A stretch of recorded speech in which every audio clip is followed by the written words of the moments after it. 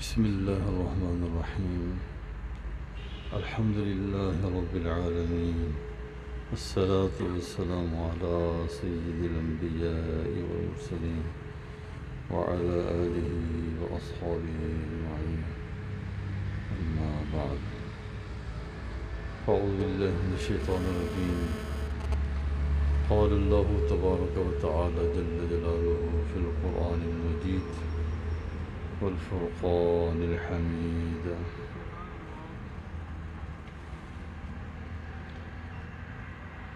فقد لبثت فيكم أمر من قبله فلا تعقلون.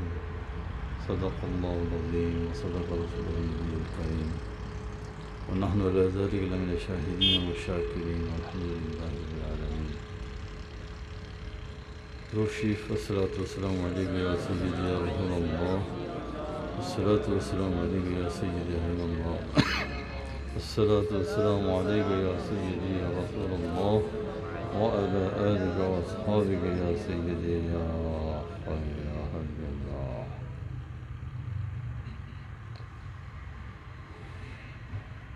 ناظرین کرام، بحمد تعالی ہماری اس مرکز میں، اس مسجد میں عید میلاد النبی صلی اللہ علیہ وسلم کے سلسلے میں یہ پروگرام منعقد ہے، جس میں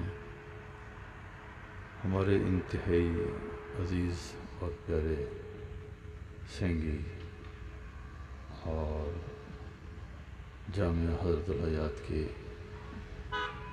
ہونہار اسٹوڈنٹ مولانا قاری خادم حسین صاحب زیدہ ہو یہاں ڈیوٹیز سرانجام دیتے ہیں. انہوں نے یہ محفل بڑی محبت سے منعقد کی. کل ہونا تھی، کسی وجہ سے شفٹ کرنا پڑا اور آج یہ محفل ہو رہی ہے. مقصود حضور کی بارگاہ میں نذرانہ عقیدت، محبت، مودت پیش کرنا ہے. یہ حاضری لگانی ہے کہ ہم جو سر پہ رکھنے کو مل جائے نال پاکی حضور، پھر ہم بھی کہیں گے کہ تاجدار ہم بھی ہیں، تو پھر کہیں گے ہم تاجدار ہم بھی ہیں.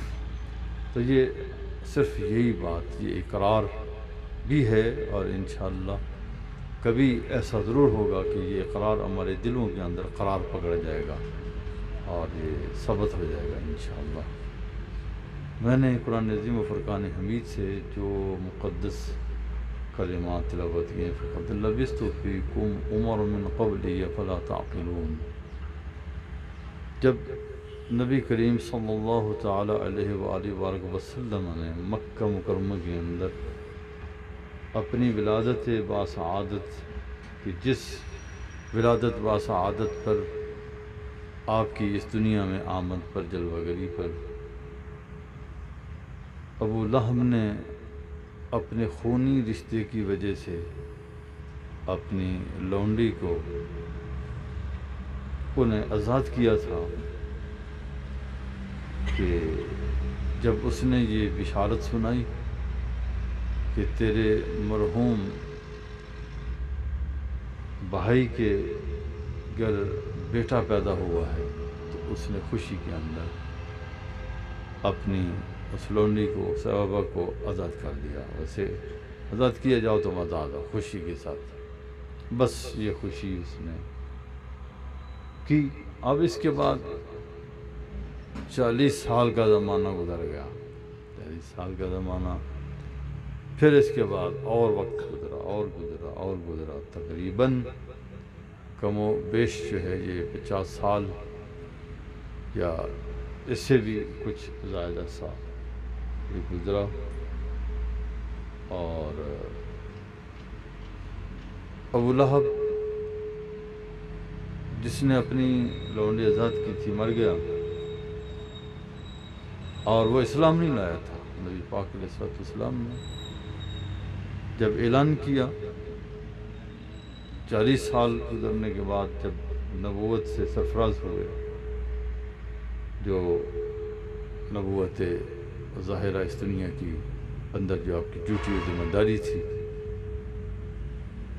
تو آپ نے اللہ تعالیٰ کی اذن سے، حکم سے واز فرمایا کوئی صفا پر، وہاں آپ نے لوگوں کو دعوت دی، اپنوں کو، بیگانوں کو، سب کو، سب قبائل کے نام لے کر انہیں جمع کیا اور بلایا، اور آپ نے یہ فرمایا کہ بتاؤ کہ اگر میں یہ کہوں کہ اس پہاڑی کے پیچھے سے ایک لشکر جرار تم پر حملہ آور ہونے والا ہے، کیا تم میری تصدیق کرو گے؟ تو سب نے یہ کہا تھا کیوں نہیں، ہم آپ کی تصدیق کریں گے، اس لیے کہ کبھی بھی آپ کی زبان اقدس سے جھوٹ نہیں نکلا۔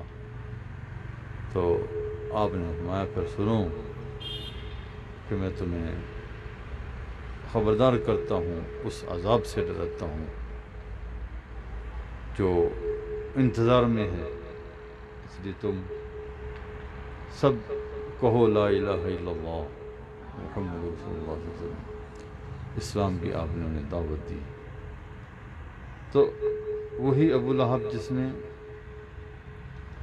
تقریباً 40 بلکہ 43 سال کہہ سکتے ہیں، کیونکہ اعلانیہ تبلیغ کی بات ہے، اور 3 سال سردی کو نکال دے تو یہ 43 سال کے بعد آفٹر 43 ایئرس یہ بات تقریباً ہوئی۔ اس نے کہا اچھا تم نے اس لیے ہمیں جمع کیا تھا، تباً لک، تمہاری ہلاکت ہو۔ تو اللہ تعالیٰ نے اس کی مذمت میں سورہ ابو لہب تبت یدا ابی لہب وتب یہ نازل فرمائی کہ اس نے کہا تھا حضور کو تباً لک، اللہ تعالیٰ نے فرمایا کہ تو کمپلیٹ طور پر تو وہاں ہلاک ہو جا، تمہارے دونوں ہاتھ ہلاک ہو جائیں۔ ابو لہب کے لیے جب اس کی ہلاکت آ گئی، اس کی بیوی کی بھی، اس کا بھی ذکر ہوا، تو ہلاک ہو گیا، لیکن ابھی نہیں ہوا، بعد میں اور عرصہ بعد، جیسے میں نے پہلے کی 50 سال گزر گئے۔ اب اس کی زندگی کے، ابو لہب کی زندگی کے آپ کہہ لیں کہ 2 اس کے حصے ہیں۔ ایک وہ جو نبی پاک علیہ الصلوۃ والسلام کی نبوت کے اعلان سے پہلے کا، اور وہ اس پر تھا کہ جب اپنے بھتیجا ہے، میرے سگے بھتیجے ہیں، میرے بھائی کی اولاد ہیں، تو خوشی بھی کی تھی اس نے، اور پھر یہ عرصہ گزرا، دیکھتا رہا، واچ کرتا رہا، دیکھتا رہا، لیکن جب حضور نے اعلانیہ تبلیغ کی تو اس نے اپنی زبان سے یہ رسائی کی، تو اس کے جواب میں اللہ تعالیٰ نے سورہ نازل فرما دی۔ پھر اس صورت پر وہ اسی طرح وہ قائم رہا، آپ کی معاندانہ اس کی، آپ کی مخالفت کرتا رہا، اسی طرح وقت گزرتا رہا۔ جب وہ مر جاتا ہے، مر گیا، مرنے کے بعد ایک روایت کے مطابق حضرت عباس رضی اللہ تعالیٰ عنہ نے اسے خواب میں دیکھا، تو پوچھا کہ کیسے گزر رہی ہے؟ اس نے کہا کہ بہت برا حال ہے میرا، لیکن پیر کا دن جب آتا ہے تو مجھے ان 2 انگلیوں کے درمیان سے یہاں کچھ پینے کو مل جاتا ہے، اور ریزن بھی بیان کرتا ہے کہ وہ جو میں نے اپنی لونڈی کو آزاد کیا تھا نا، یعنی حضور کی خوشی میں، تو اس وجہ سے مجھے یہ پینے کو مل جاتا ہے، اور یہ میں پیتا ہوں تو میرے عذاب میں بھی تخفیف ہو جاتی ہے، عذاب بھی میرا کم ہو جاتا ہے، تخفیف ہو جاتی ہے۔ تو اب غور فرمائیں کہ اس کی زندگی ایسی گزری کہ حضور کی مخالفت کرتا رہا، اور اس کے باوجود اس کا یہ عمل جو اس نے حضور کی آمد پر اس نے خوشی کی تھی، اللہ تعالیٰ نے اس سے ضائع نہیں فرمایا۔ یہ ہے حضور کا وہ خاصہ کہ جو ہستی اس دنیا میں جلوہ گر ہوتی ہے، اور اس وقت خوشی منانے والا، بعد میں ساری زندگی اپنی مخالفت کرنے والا، اگر اس خوشی کا وہ حصہ پا سکتا ہے، بتاؤ اس کا عالم کیا ہوگا کہ جو دن رات حضور کی نعتیں پڑھتا ہے، حضور کی گیت گاتا ہے، اور نظم میں، نثر میں ہر طرح حضور کی شان بیان کرتا ہے، ہر وقت حضور کی محبت کے گیت گاتا رہتا ہے تو اس کا کیا عالم ہوگا؟ اللہ تعالیٰ اسے کتنا نوازیں گے، کتنا اس پر کرم فرمائیں گے۔ اس لیے یہ محفل منعقد کی جاتی ہے۔ اللہ تعالیٰ نے جب حضور سے انہوں نے معجزہ طلب کیا، انہوں نے کہا کہ عجیب ہے، آپ نبوت کا دعویٰ کر رہے ہیں، ہم نبی ہیں، تو یہ نبوت کا دعویٰ جو ہے آپ کا، تو ہم اسے کیسے تسلیم کریں؟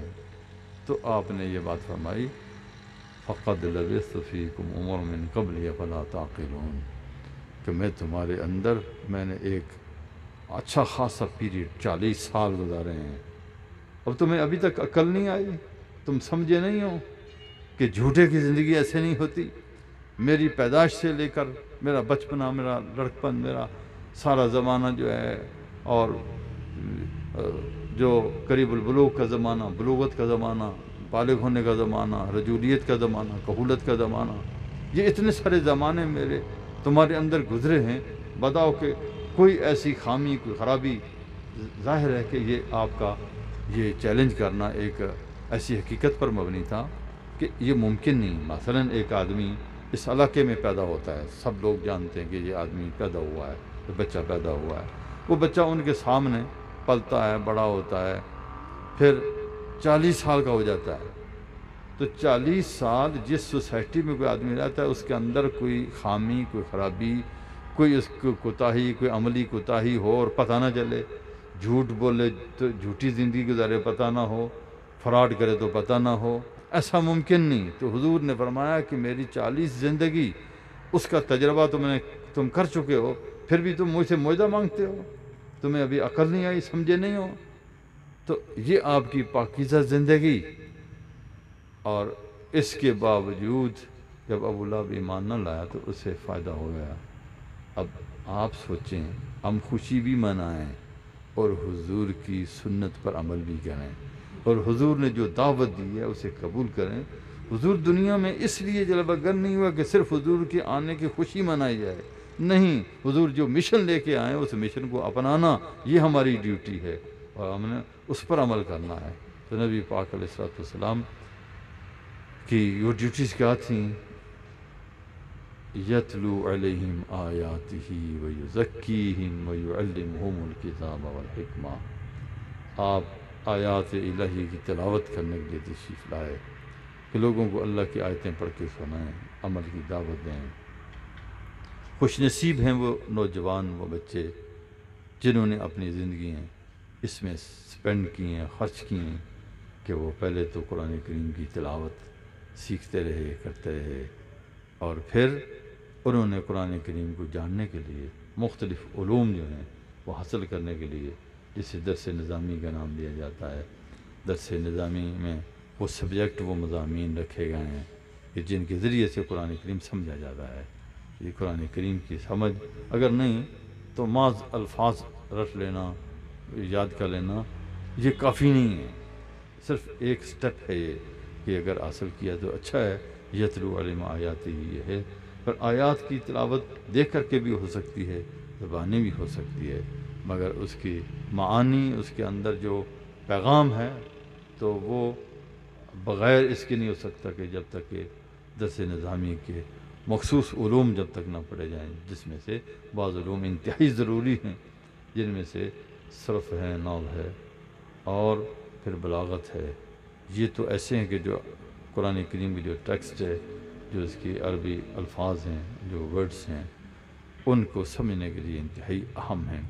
صرف ہے، نحو ہے اور بلاغت، اس کے بغیر تو قرآن کریم کے ایک لفظ کی بھی سمجھ نہیں آ سکتی، اس لیے یہ انتہائی اہم۔ اللہ تعالیٰ ہمیں توفیق عطا فرمائے، ہم پر فضل فرمائے، کرم فرمائے، اور یہ محفل میلاد جس شوق کے ساتھ ہم مناتے ہیں اس سے کہیں زیادہ شوق کے ساتھ حضور کے مشن کے ساتھ وفا کریں، اور اسے سیکھیں بھی، سکھائیں بھی، لوگوں تک پہنچائیں بھی، لیکن حضور کی سیرت کے مطابق اپنی زندگی کو ڈھال کر کے صاف ستھری سچی زندگی میں۔ اللہ تعالیٰ ہمیں توفیق عطا فرمائے۔ وآخر دعوانا الحمد للہ رب العالمین۔ اللہم صلی علی سیدنا محمد صلی اللہ علیہ وسلم۔ اللہم صلی علی سیدنا محمد۔ آپ یہ اذان پڑھ لیں، ٹائم ہو گیا۔